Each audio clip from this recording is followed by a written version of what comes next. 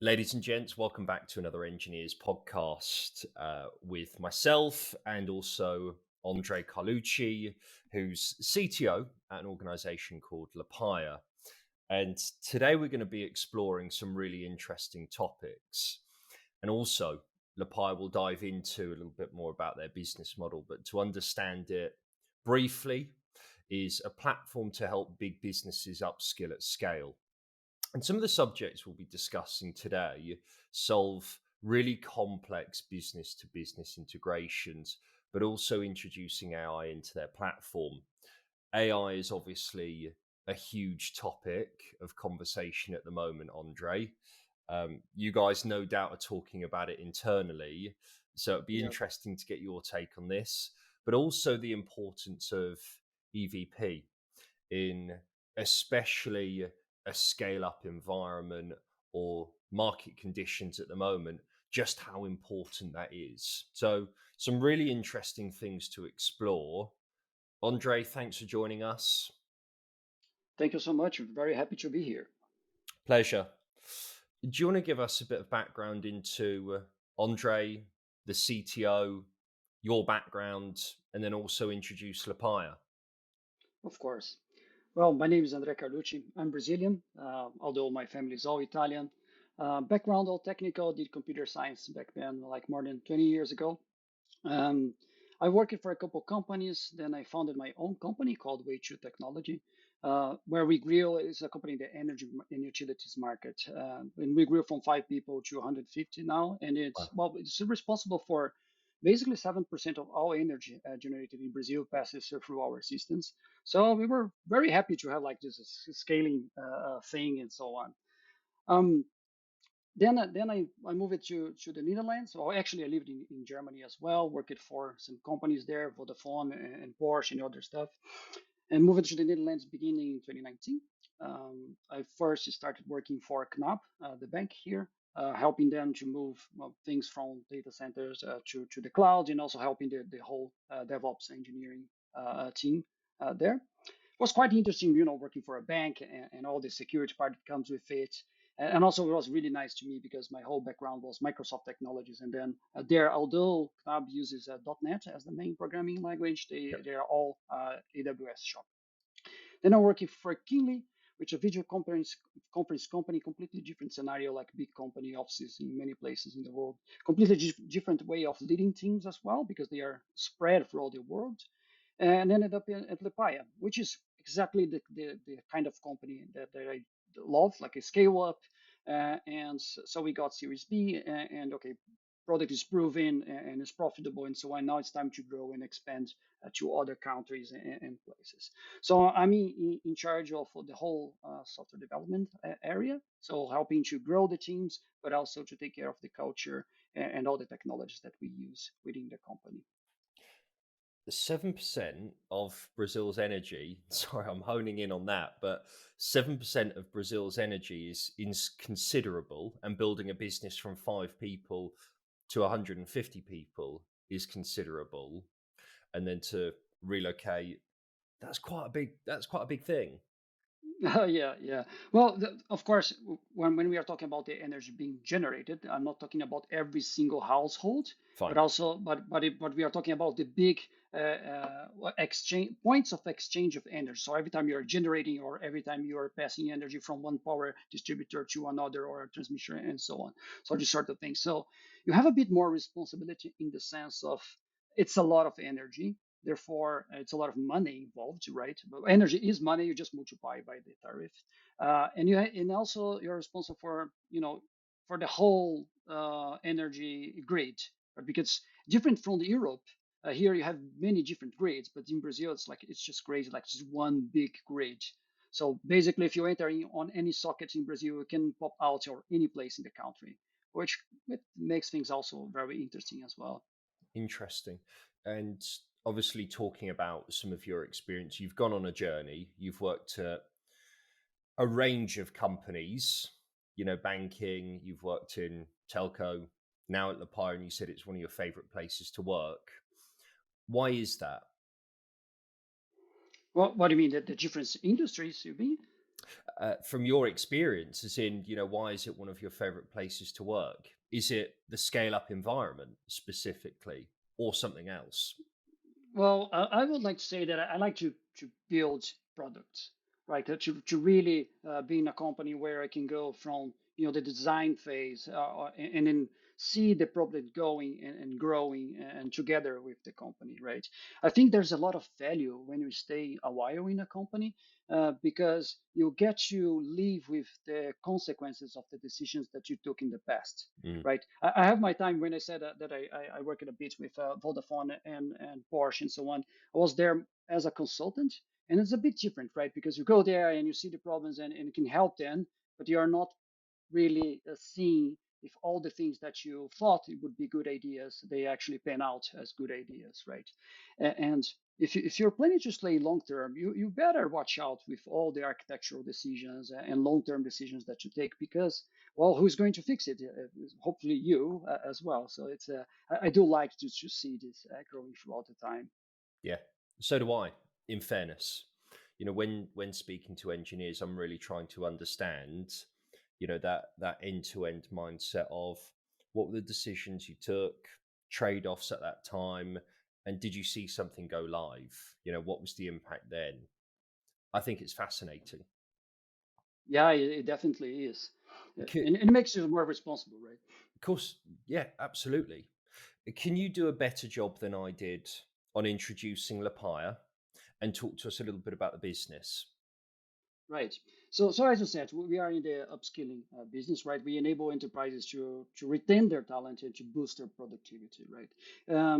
The company started a long time ago with the CEOs, and they were like kind of feeling just lack of solution when it comes to upskilling, right?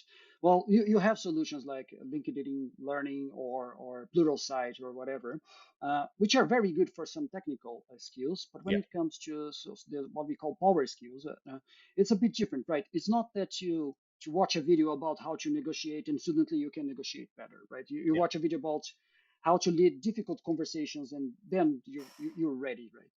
And on the other side of the coin, if you have, especially for big companies, those training courses that takes too long, yeah, uh, that could also be a problem because every hour that your employee is out of working, right, that costs. yeah, So that's also a problem. So we have this thing about a blended learning, and we take the learner from throughout the journey of acquiring a skill, applying that skill, and then of course we make sure that they are using that new skill in the job. So our main customer would be someone with more than 2,500 people. So it's yeah, slightly bigger companies, right?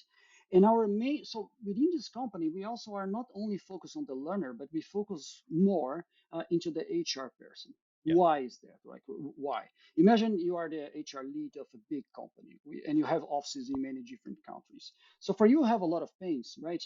You have to, how are you going to upskill your people, right? You have to have a big strategy because every office is different, every country is different, and so on. And the second thing is, what are the right skills yeah, that your company needs? So well, it's so big, you don't know everybody anymore, right? So you need to figure out, okay, what are the skills that are valid now and for the future? And more importantly, or as important as, you need to prove that all the investment that you are making in your employees are paying off. yeah, What's the impact of this? So we focus on those three things, right? And we try to get it right? We want to one teach the right things. Two, we want to like provide a personalized content, not yeah, only for the learner but also for the company, right? And we want to ensure that people are actually learning. So our job doesn't stop when you have the classroom session, right? yeah, But it stops after that when we are really tracking the learners and understanding. Okay, are you a better negotiator now, or are you applying that? How yeah. was it, right, and so on. I think it'd be really interesting to explore how you can actually measure some of that training or that impact. But I'd be interested to touch on your point around personalization at scale. I can imagine some challenges come with that, especially looking at the business and looking at 2,500 plus employees. is your target audience. Talk to us about some of the complexities around personalization at scale. Right. Yeah. It's very interesting. It's a nice puzzle to solve, to be Okay. honest. The thing is, you want to personalize for the learner. So imagine like this, like we are creating content, right? And then you have to create this content and you have to take into consideration multiple languages. That's already a problem, right? And you have to take into account like those big companies, they also want their branding into the presentation layer that we are providing, right? So you have, so not only you create once, but you have to find a way to also put their logo, their colors, and so on. We also want to be like to have the right context for them. So companies will ask us even a certain vocabulary when it comes to the learning speech, right? Some companies, they don't use manager, they want to use leaders instead. So you have to account for that. So you have those four dimensions there.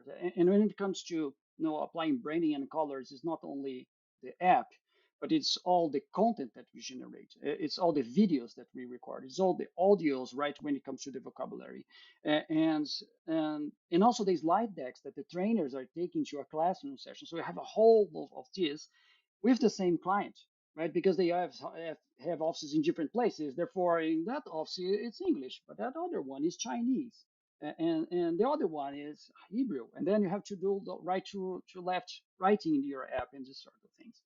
So it's quite a challenge to do that at scale, right? Some things it's manual work because it's cheaper than to automate. Some things we automate in the sense of, okay, we can pass contents through like a layer that will translate some words Mm. or change some things. Okay, logo and colors, it's easier because you Yeah. can start that in a centralized place, and then you have this layer where just change colors on the fly. But it's until you automate everything, it's quite a lot of work. Yeah. What was that journey like, moving to automate everything? Yeah, as you can imagine, we start with everything manual, Yeah. right? Because that's how we start. Yeah, of course. And then now, slowly, as we grow our tech department, we are first, you have to measure where you are spending your time, like how long it takes and how much it costs to translate certain thing or to personalize a certain thing and so on. And then not only that, like if you, it could be something that, okay, this thing takes 2% of our time, right? But if you get it wrong, it's a high impact. So you Mm. also have to take that in consideration. And so you put this in a matrix and you start automating step by step, starting with the ones that you cannot screw up, right? You have to get it right. And then what are the places where, you cannot throw money to solve the problem, right? You have to automate it. Otherwise, you can't do it, Yeah. right? But it's a lot of trial and error as well because it involves not only the technical part but processes that people are doing. So you have Yeah. to really find the best way there. I'm envisioning a Lepaya environment where engineers are heavily invested and understanding of the product, classroom environments, training modules to really understand how employees can get so much value from the platform and what it is actually like to absorb some of this learning content. So I can imagine it's really important for an engineer to really understand that. Yeah, it is, and that's why we also have like for every engineer or for everybody within Lepaya, they also go through our courses, Okay. right? First, because it's awesome to upskill Yep. them, and second, it's there's no better way for us to understand how is it to be in the learner's role and how our software is impacting. And there are other things as well, right? So you are surrounded by a lot of people and you are using the software that you created. It's so cool, right? You Yeah. look at this, oh, I did this, right? So that it's nice to have this feeling of accomplishments in that sense. And so we put them throughout the whole process Yeah. to really understand that. And then they get the feedback Of in course. first hand right there. I can imagine as well, classroom type sessions can be so challenging with personalized content based on what you were saying around even that just minute switch from managers to leaders. but also the localization part. I can imagine that can get really challenging from a technical perspective. Right. It is. Let me explain a bit how, like, to give you one Please example do. of it, right? Yeah. So remember, we are talking about companies with thousands of potential Yeah. learners, right? So the HR person, or the HR team, right? They don't. It's a lot of work for them to identify who needs to get trained or not. So one of the things that we do is we simply, well, simply we integrate with their HR systems, right? And then we are basically every night we read all the list of all employees of an HR system, right? And then we compare that with a local database, and we publish in a bus. That doesn't really matter, but we are publishing all the change. Also, what did change from yesterday to today, right? And then on the other side of this bus, there's another application that's basically reacting to those changes. So one of the things that we can do is you basically get, okay, I have here 10 people, and they were, not managers before, and now they are managers, and therefore we can auto assign them to this, well, first time manager course together. Of course, this all goes to the HR again, so they can approve it. Well, some clients they don't need to approval because they trust the algorithm and so on. And the complexity of that is one. There are so many different HR systems out there, so that's the first thing. So you have multiple differences there. The second thing is those companies are big, so sometimes they don't have one HR system. They have two, three, four because they acquired other companies, and you have to combine those things. And each one of them are bringing a different format when you are synchronizing the user. So you have that complexity. And of course, for a big company, one, they want a certain rule. And then for a big company, two, they want a different rule, right? Yeah. Because for that company, only department X and Y, and only when the manager is here for more than 6 months, whatever. So you have to create different rules for different companies, and that's when all the exceptions they start to arrive, and you have to account that in your software. I can imagine as a CTO, and you're probably all over this, by the way, Mm. there's so much opportunity for technology to advance your product, as in, it feels as if there's probably elements around machine learning that you can use, there's elements around AI that you can use to be able to, I think, drive the product forward and support the engineering team. What are you thinking about introducing to really try and supercharge the product or the business? Right. I think that's the part that the engineers like the most, right? Well, Right. we do life. That's one thing that we do love about everything about learning as engineers, right? I like to think that, well, you know that you put two developers in one room, they don't know each other, and the first thing that they do is share all their secrets, right? We like to teach other people, to share knowledge, to go to conference, write blog Yeah. posts. It's something unique about our industry, right there, right? So when it comes to how we can, help the product with technologies in order for our learners to learn better, to really, really is for something to really stick within someone. Well, there are many technologies that we can use today, and of course, we do have a lot of people who are researching. They are not, developers or so, but their sole job is to research what's out there, what's the Yeah. best way for someone to learn, and so on. So we pair with them to, okay, this is a really interesting way for someone to learn. What's the technology that can help us to get there?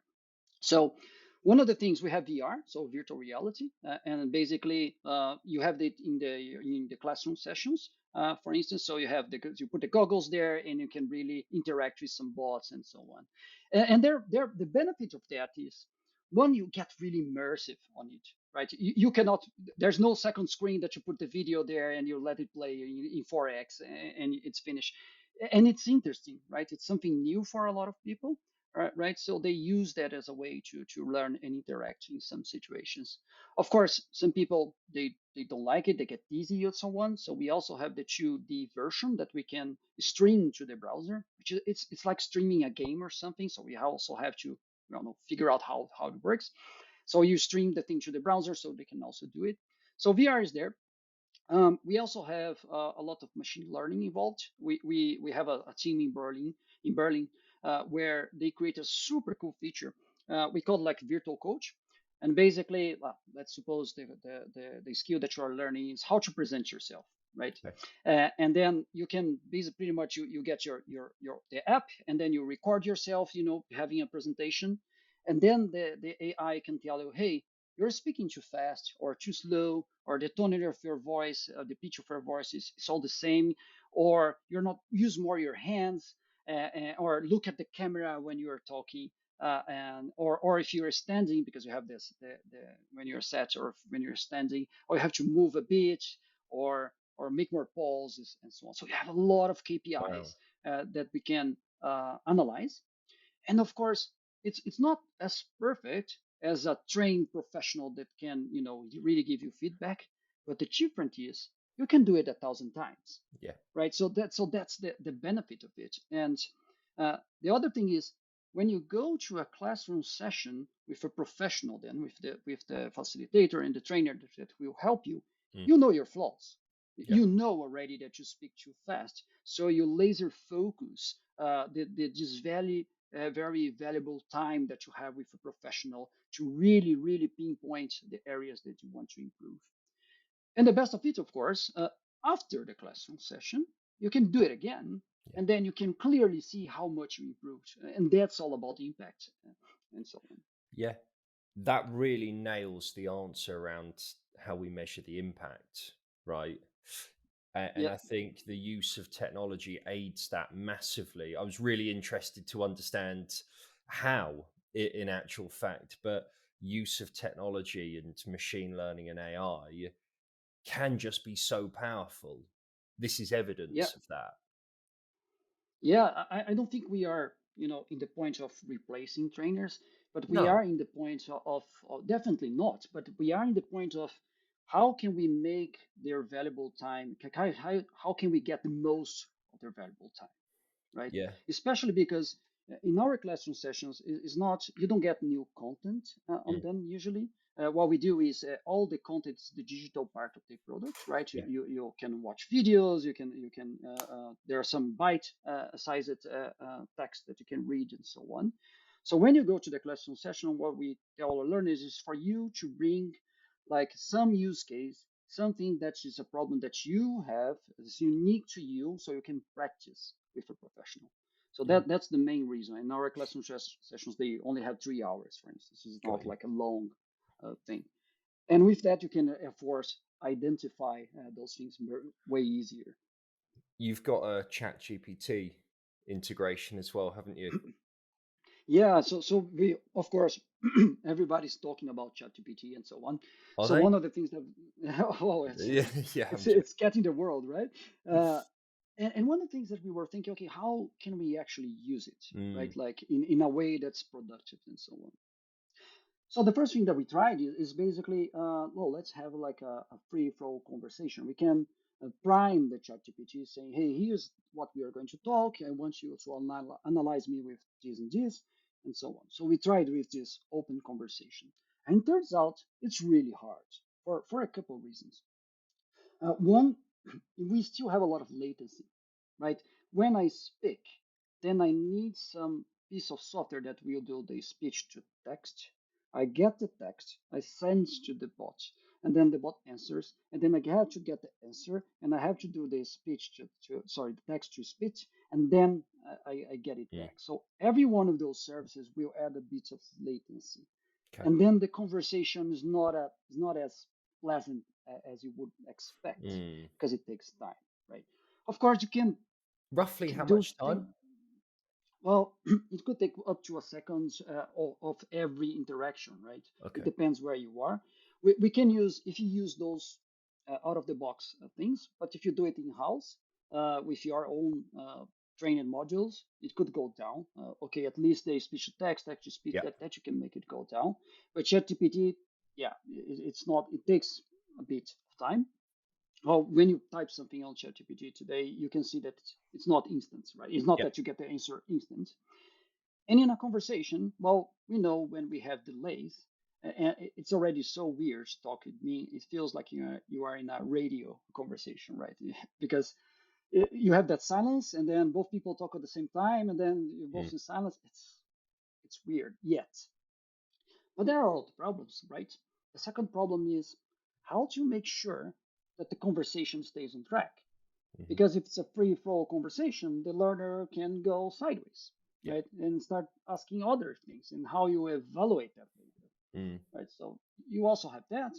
And of course, you also have the learner who will start playing around with AI, as we do with ChatGPT, Yeah. right? So it's not easy to control all the variables yet, right? We are researching, but so we came up with another strategy there. We thought, okay, let's try with a gated conversation. Like instead of having a free flow thing, Mm. what we can do is to prime the AI, and we say, um, for instance, let's give you an example. It's Yeah. easier to. Let's suppose this course is about providing feedback. So what you can do easily is just to say, hey, ChatGPT, here are the 5 steps of how to provide a good feedback. I will, provide you a feedback, and I want you to analyze it and so on. Yeah. And then it does it really well. Then, and we tried with a couple examples, and things that you get is, oh, you forgot to ask for permission, for instance. Yeah. ChatGPT can already tell you that, and then it's something that you can take action right away. Oh, that's true. Let me try again, Yeah. and then you do it again, and then you can say, yeah, in the end, you provided a very vague steps for the person to get better, right? Oh, that makes sense. So let me try again. Yeah. And so I can keep doing that as an exercise. It feels like a technologist's playground at Lepaya in the most positive way that I mean that, by the way, is in there's so much going on and it's such a mission led, impactful business as well that you're supporting the growth of other people really at some scale, it seems like. I want to talk to you about EVP and Right.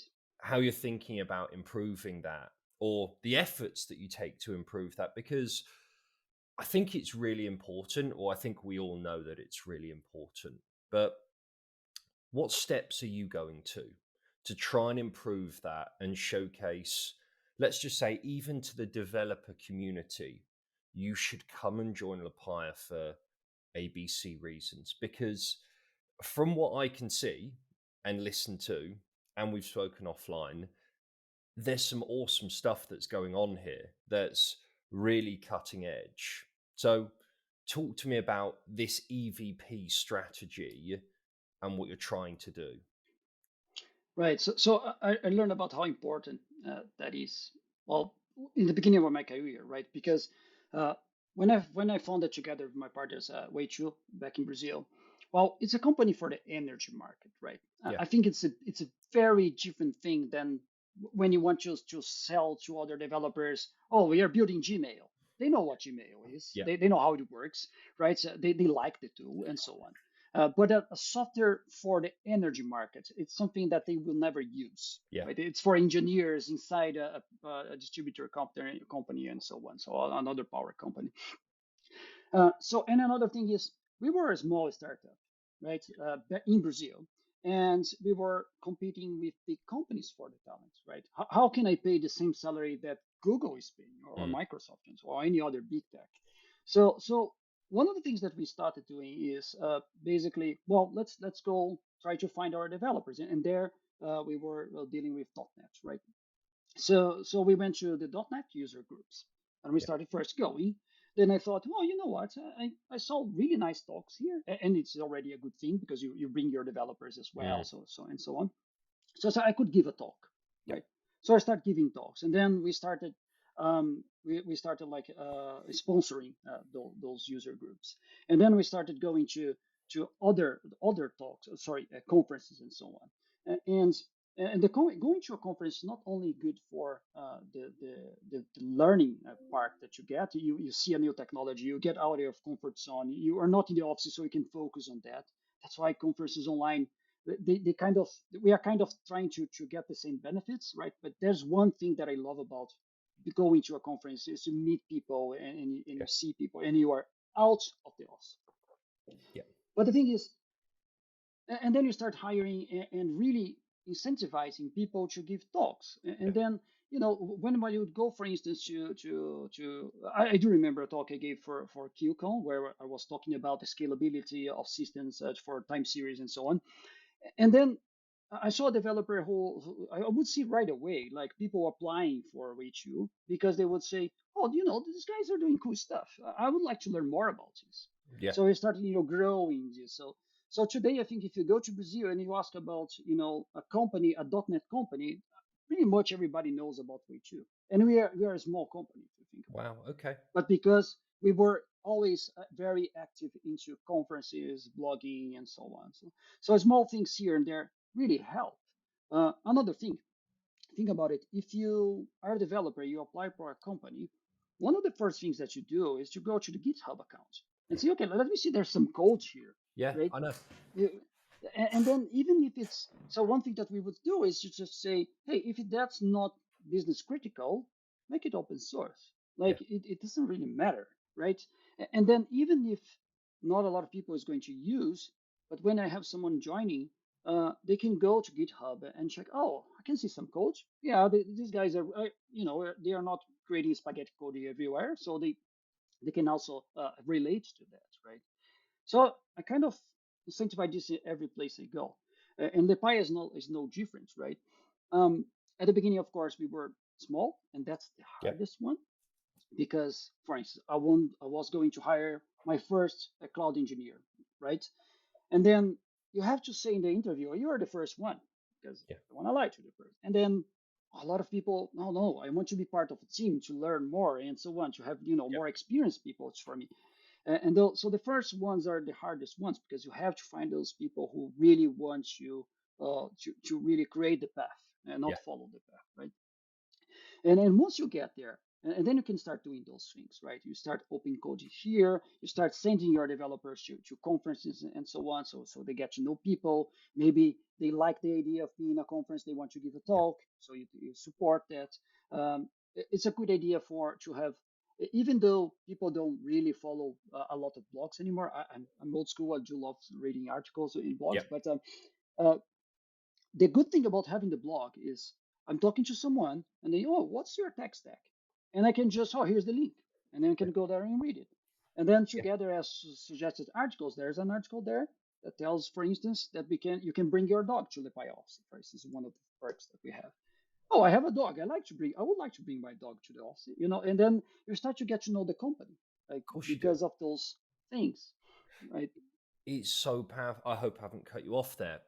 I No, no, talk to companies about how powerful this is, and it really is a mid to long term strategy before you start seeing results, right? yeah, it S- takes time. Sponsoring meetups, delivering talks, blogging, articles, town halls, whatever it might be. I think it's really important to invest in it, especially with how competitive it is for really good people. And all of those points aren't for everyone.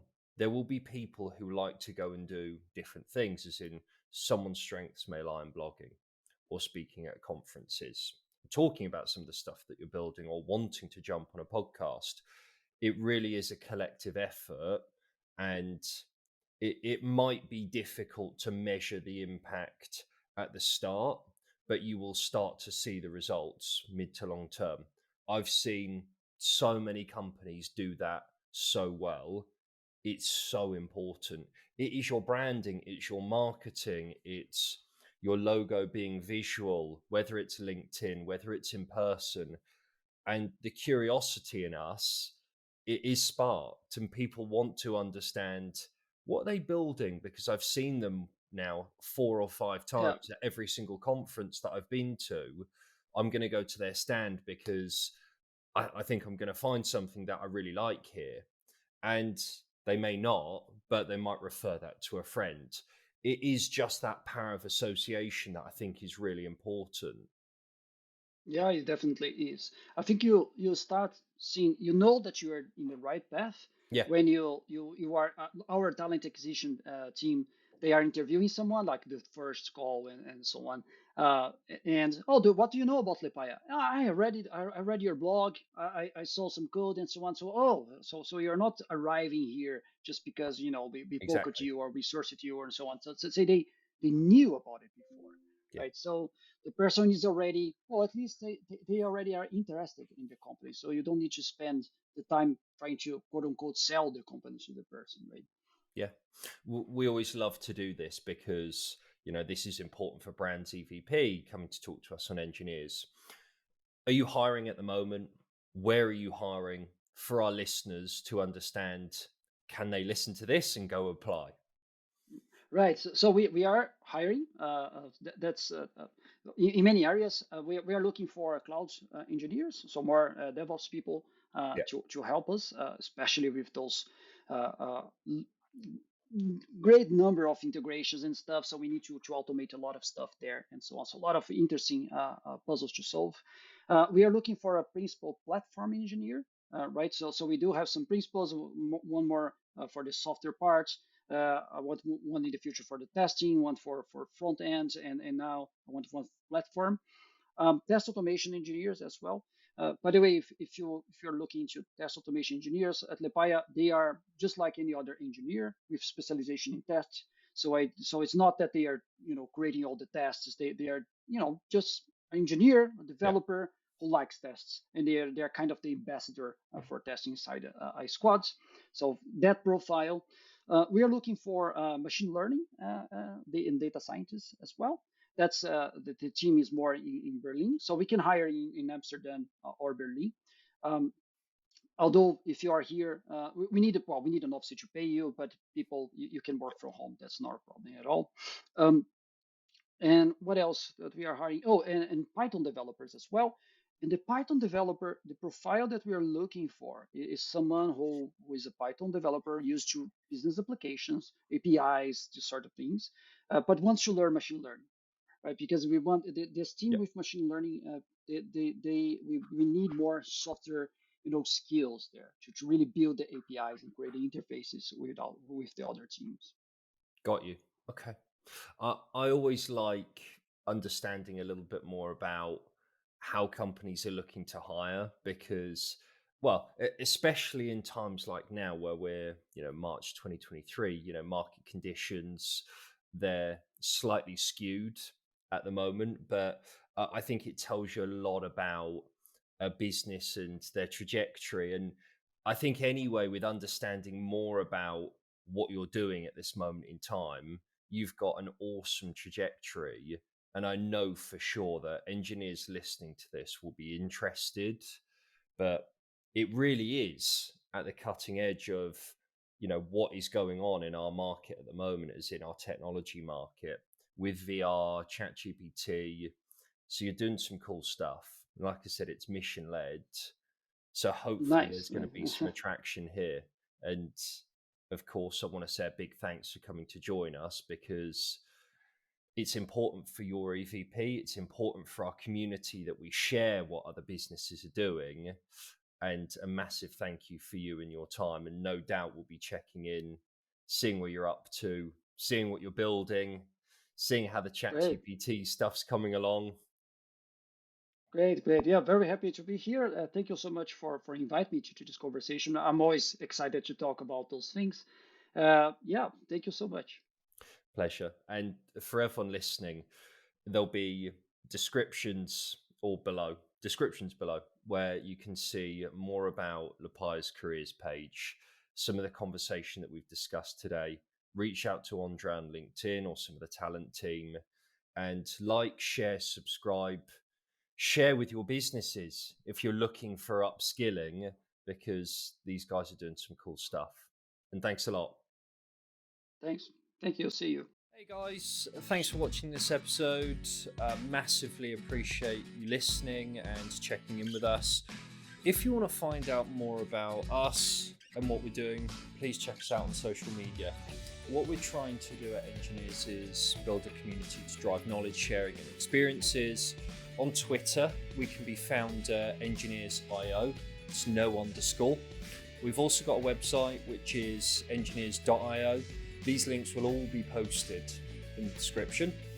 Any feedback and comments are massively appreciated. We're always looking to improve on where we can. Thanks, guys.